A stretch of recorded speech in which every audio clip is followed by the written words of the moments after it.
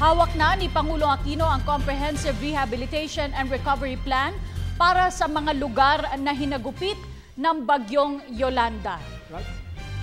Isinumite ito kanina ni Rehabilitation Czar Panfilo Lacson sa ginanap na turnover ceremony sa Manila Memorial Park sa Parañaque City.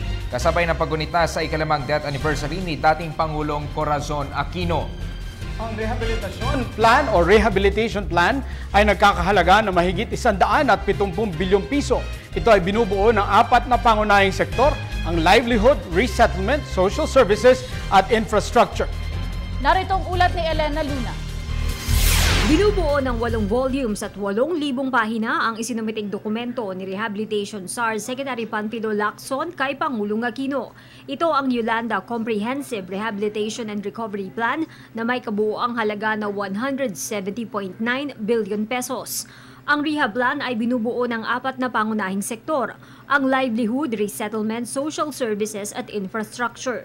Ang 137 billion pesos na bahagi nito nakahanda na sa Department of Budget and Management. Merong available sa DBM according to Secretary Abad na 137 billion na pwedeng i-front load sa 2014 all the way hanggang 2015. So in effect, ang pinapa-aprubahan namin sa Pangulo ngayon dahil in-approve niya na yung mga nauna na nasa mga 98 billion, yung 6 na LGUs, yung balanse na lamang.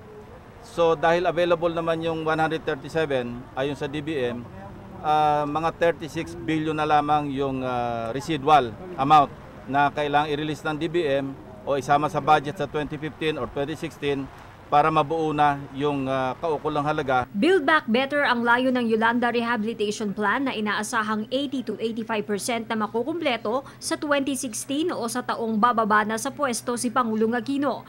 Nilinaw ng kalihim na ang pondong gagamitin dito ay hindi nagmula sa Disbursement Acceleration Program o DAP. Ito yung all government funds, ito yung supplemental budget, ito yung joint resolution ng both houses.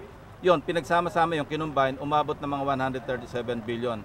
Katunayan, even before the submission of the 6 LGUs, yung nauna, kaya nakapagsimulang magpagawa na doon, mag-implement doon sa mga tinatawag nating no regrets projects. Ito yung gagawin din naman anyway, kitang-kita, hindi na kailangang masusi pang pag-aralan kung talaga bang dapat gawin o hindi. So ginawa na yon, tulad yung mga municipal halls, na nag-download na yung DILG ng kawalang pondo para ipagawa yung mga partially damaged municipal halls, public market, civic centers. Ayon kay Secretary Lacson, pinilit niyang ibigay ito sa Pangulo sa ipinangakong araw na August 1 na nagkataong ika-5 anibersaryo ng pagpanaw ng ina ng Pangulo. Ang Pangulo ang nagsabi sa kanyang pumunta sa Manila Memorial Park sa Parañaque para isumite ito. I was informed by the staff na kung pwedeng dito na lang after the mass. So, kaya kami naandito.